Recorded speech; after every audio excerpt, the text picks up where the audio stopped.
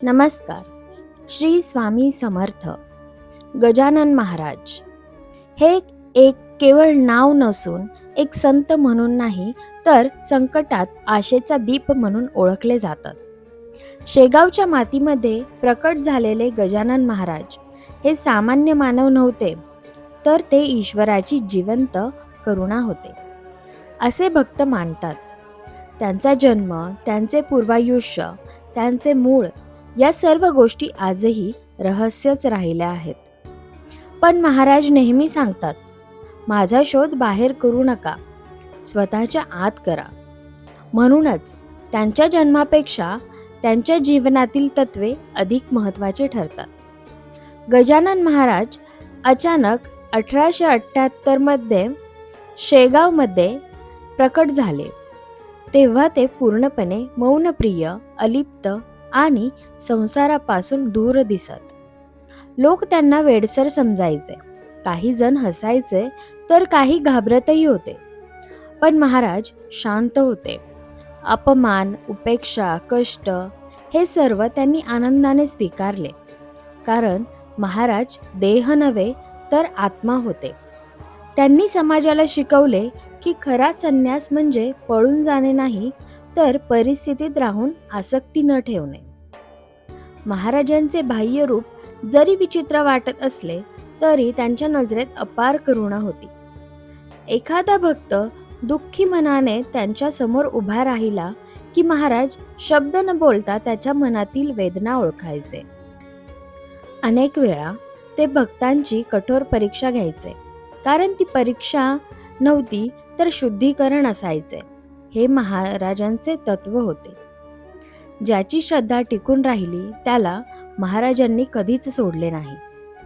गजानन महाराजांना चमत्कार दाखवायचा मोह नव्हता, पण भक्तांच्या कल्याणासाठी त्यांच्या हातून अनेक अलौकिक घटना घडल्या.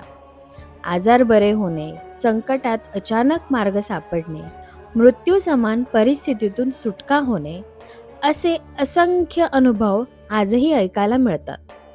मात्र महाराज नेहमीच सांगायचे, मी काही करत नाही, सर्व काही ईश्वर करतो, मी फक्त एक माध्यम आहे.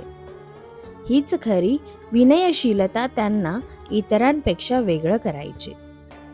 गजानन महाराजांनी कोणताही मोठा ग्रंथ लिहिला नाही, कोणतीही शिष्य परंपरा उभी केली नाही, तरीही त्यांच्या मौनातून, कृतीतून आणि साधेपणातून एक अखंड आध्यात्मिक प्रवाह निर्माण झाला.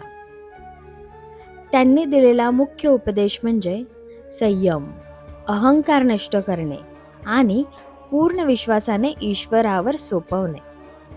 जीवनात कितीही अंधार असला तरी श्रद्धेचा दिवा तेवत ठेवला तरी मार्ग आपोआप सापडतो, हे महाराजांनी दाखवून दिले. फाल्गुन वद्य सप्तमी 1910 रोजी गजानन महाराजांनी शेगाव येथे संजीवन समाधी घेतली. पण भक्तांसाठी ते कधीच गेले नाहीत.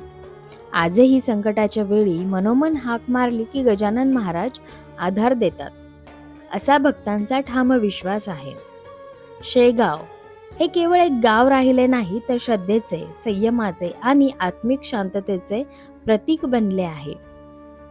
आजच्या या धावपळीच्या तणावपूर्ण जीवनामध्ये गजानन महाराजांचे तत्व अधिकच महत्त्वाचे वाटते.